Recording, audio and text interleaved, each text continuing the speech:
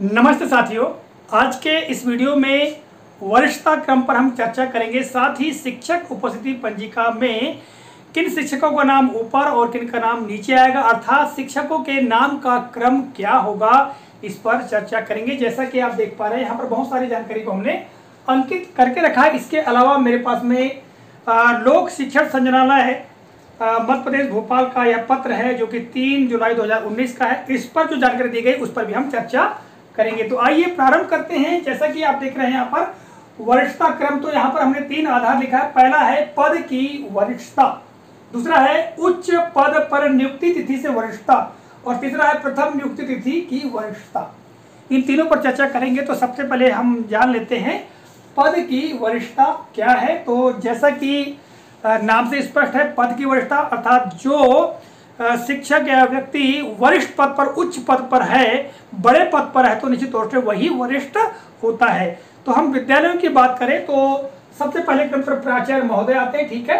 दूसरे क्रम पर हम बात करें तो व्याख्याता, इसके बाद फिर उच्च माध्यमिक शिक्षक, और यदि वरिष्ठ अध्यापक आज भी हैं तो उसके बाद में आते हैं, किंतु आजकल वरिष्ठ अध्यापक बहुत कम हैं, ठीक है।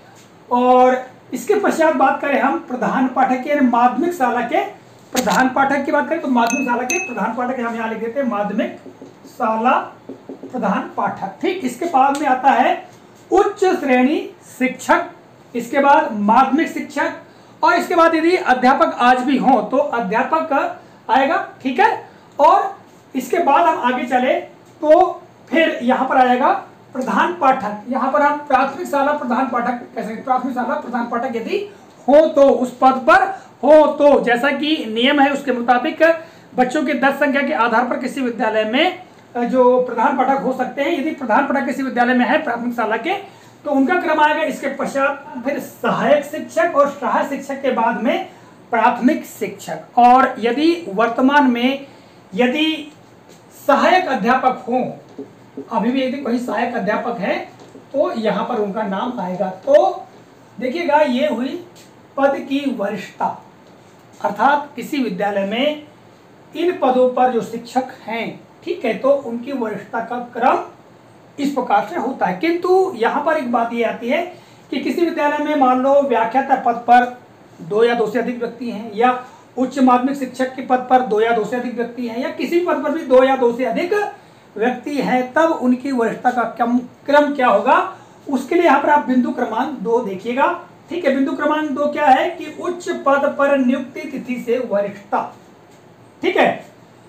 तो यहां पर देखिएगा 2 या 2 से अधिक कर्मचारी या शिक्षक किसी एक पद पर सभी का पद समान हो, अर्थात 2 या 2 से अधिक व्याख्याता हो, या 2 या 2 से अधिक प्राथमिक शिक्षक हो, या 2 से या 2 से अधिक सहायक शिक्षक हो, ठीक है।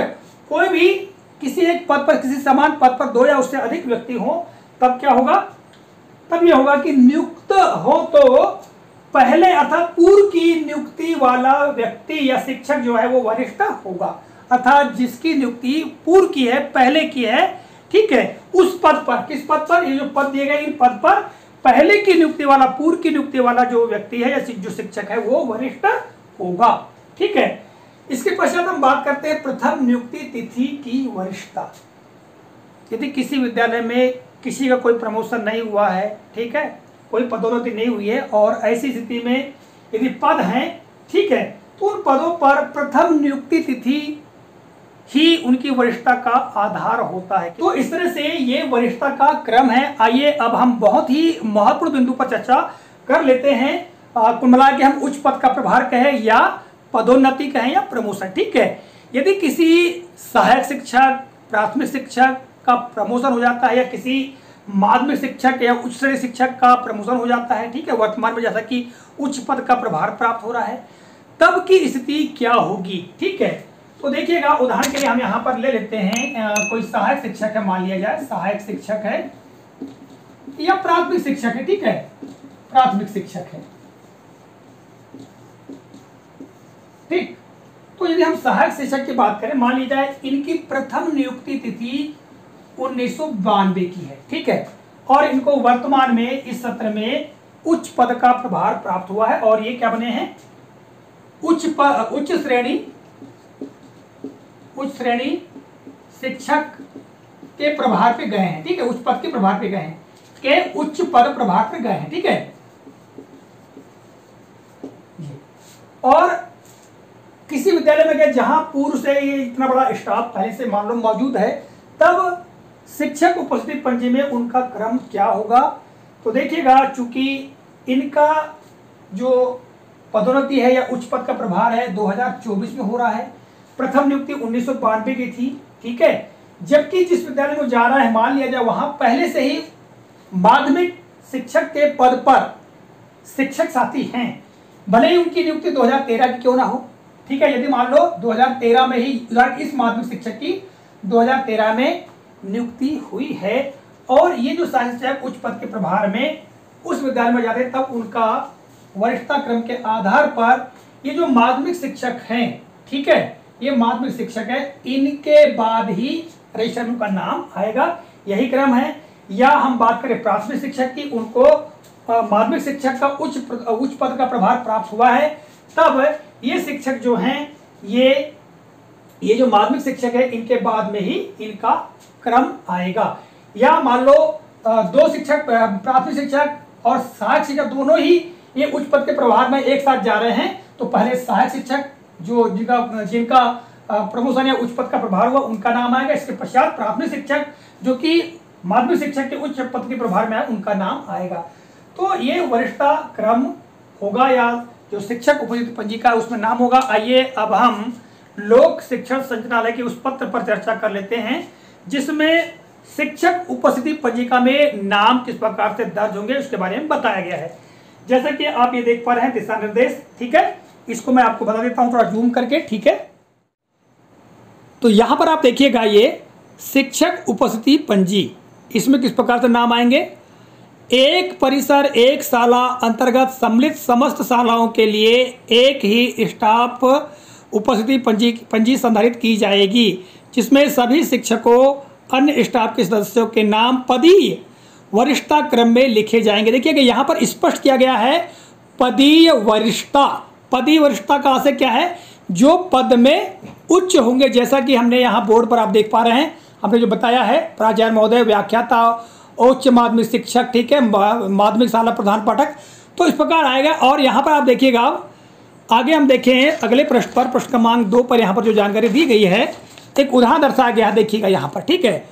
व्याख्याता उच्च माध्यमिक शिक्षक वरिष्ठ अध्यापक यदि हो तो, यदि वर्तमान में यदि वरिष्ठ अध्यापक हैं तो उनका नाम, यानी कुमार के प्राचार्य महोदय के बाद में व्याख्याता उच्च माध्यमिक शिक्षक और फिर यदि वरिष्ठ अध्यापक यदि हैं तो, इसके पश्चात प्रधान अध्यापक यानी प्रधान पाठक माध्यमिक शाला के, ये सभी क्या है, समकक्ष पद हैं, यानी ये इनका क्रम होगा, ठीक है।